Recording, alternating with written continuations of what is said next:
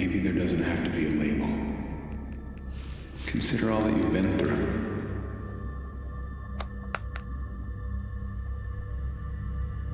I feel hot and freezing at the same time.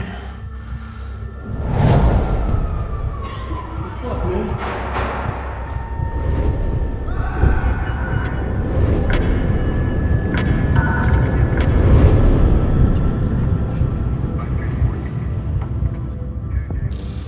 I've always had an obsession with magnets and magnetoreception, the ability of some organisms to detect magnetic fields on Earth. When I feel frustrated with circumstances that are outside my control, I remind myself that my physical existence is a mere speck on a ginormous mega magnet of a planet. After experiencing trauma, some people collect totems and trinkets, or crystals, for healing and comfort. For me, it was always magnets. The unwavering laws of physics they obey gave me a sense of safety and security amid chaos. I remember feeling an odd chill and sense of intrigue when I was told that magnets always maintain two poles, even after they've been cut in half, an often overlooked reminder that we live in a universe full of forces both seen and unseen, like gravity, or the frigid chill of an ice cube, or the dazzling blaze of a dancing flame. But the message I received from my peers and society growing up was that my curiosity with the energies that make up the fabric of our universe was excessive, perhaps even redundant. The majority seemed to take the most fascinating scientific miracles that compose our universe for granted. They would rather engage in the activities that most effectively pass time quicker. Drink a beer, sit by a warm fire, numb out, scroll on social media, watch what other people are doing. Don't ask questions.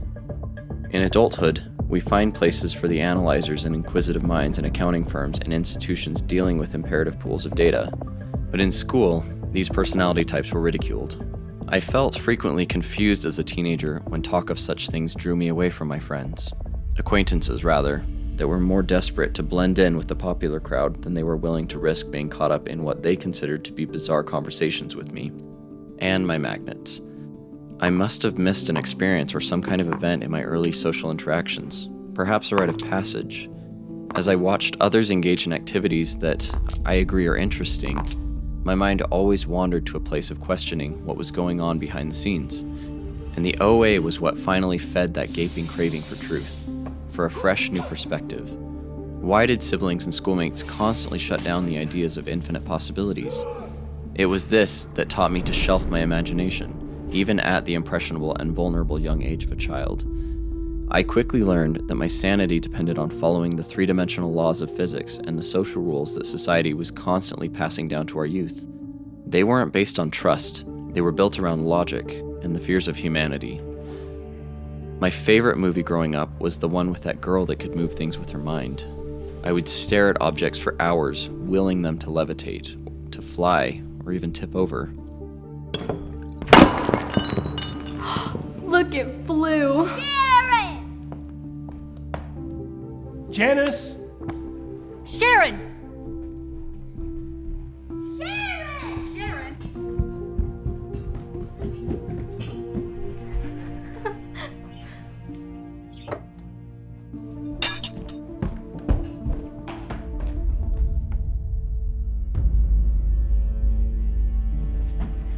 What happened? He tried to hit me with that. Damn it, Jacob! Stephen. Sharon, calm down. As a child, energy flowed through me. I wanted to feel things, to know things. I wanted to move. I couldn't see why my parents constantly chose a state of tension and disagreement. I saw things as a child that the adults around me were blind to. I willed myself not to lose sight of these secrets. But adolescence took over, and I suddenly had expectations. They got in the way, blocked my energy, my will.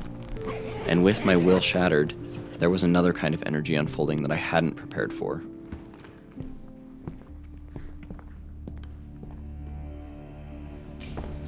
Stephen, where are you taking her? To Nashville, Janice. To get her an agent. I'm being a parent. At the rate you're going, we've talked about this, Janice. If you haven't noticed, your daughter has a gift. Do you want her to run off with him again? Do you want our kids to end up in a van upside down on the highway?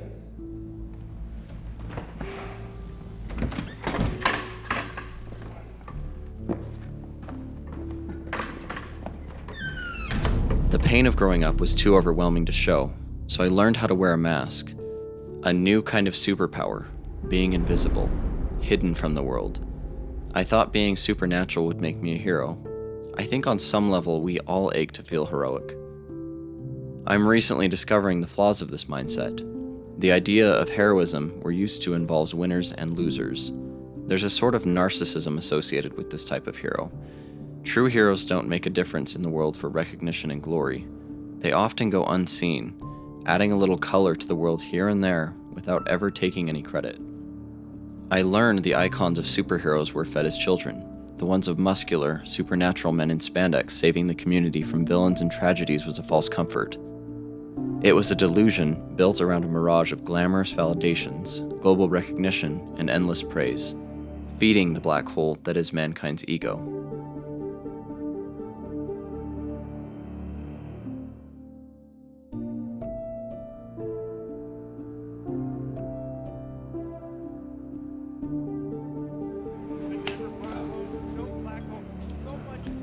Save the glass. Did you bag any good ones today, Spider-Man?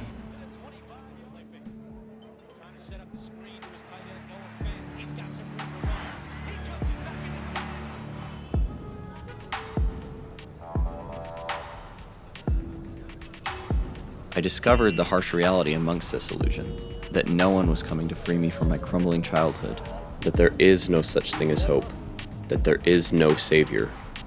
There is no right or wrong, only what a man can stand.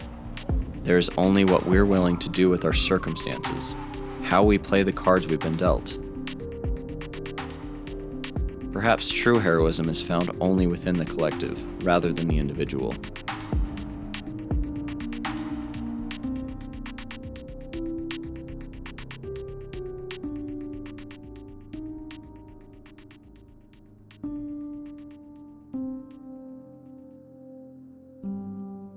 The corporate world, however, has taken an unpleasant twist on this concept and placed so much value on the potential of a collective machine that individuals are now frequently neglected. Adulthood has a cruel way of crushing the fantasies we embraced as children and replacing them with a mundane, repetitive tedium. Previously licensed reps, you'll report to the third floor to set up your cubicles with Todd. To the correct station. We We have a wide range of attendees today, Already both have your licensed 7, and 63, or unlicensed. 65. So You make need to sure take the you're 66. paying attention. Let Todd know, and there will be a separate distribution Once you have station your set badges up. from Ryan, Licensed traders stepping in Emily, and FC Brett role will whose be life ready insurance to licenses test have lapsed or We'll never be been obtained utilizing will these take for additional review instructions at from the Todd next at that meeting. time. Who will direct you Pass on where to rate meet after your Joanne first for attempt additional is the tests, registration with a expectation. 6-hour test The at the end of SIE 6-week contains period. questions geared However, towards entry-level SIE employees rollout in entering the 2017, industry for students the are now first required to time. pass 2 And shorter as qualifying such, exams. reps The SIE fail consists to of achieve the 75% first-time multiple pass choice rate questions, and will you are not allotted only 1 hour and be 45 from the minutes program, to achieve a but they will 70% be or higher disqualified passing rate. from taking Budgets the don't Series currently 7 permit and us to any compensate subsequent beyond the exams. 40-hour work week, and with 40 hours a week being insufficient Representatives study commitment fail to to guarantee a achieve a first-time pass first-time rate, you may wish to on the schedule and are SIE highly encouraged to Series dedicate an 7 additional 3 to will 5 not hours per only be evening and at least 10 disqualified hours from each obtaining weekend the on solo Series study 63 time.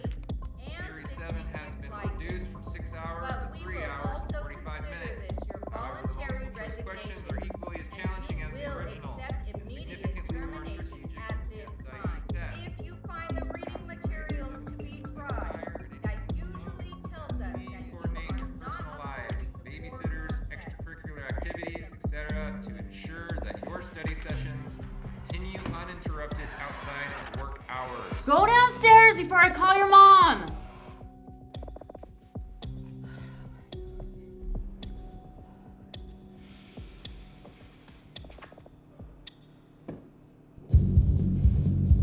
Who wrote this shit? It doesn't even make sense!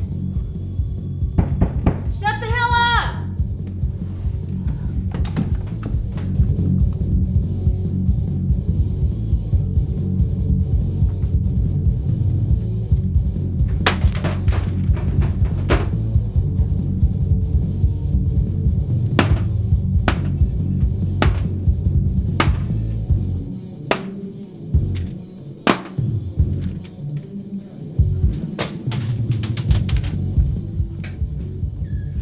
get Jim on the phone. I am moving. I'm not working this hard to live in a shit neighborhood.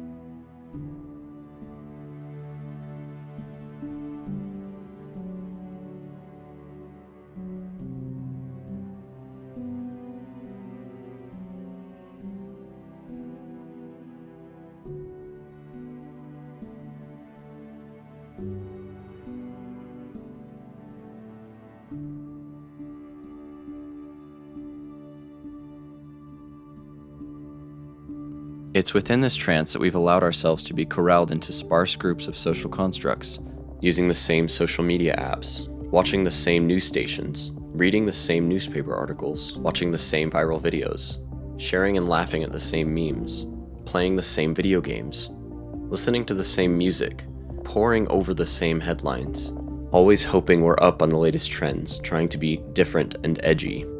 For this reason, perhaps television and film producers ought to be wary of what they put out into the infinite web that make up modern streaming services. With youth like myself clinging to everything they see on TV, longing to be involved in the magic, one would think producers and concept departments would prioritize the value of the content over its monetary value.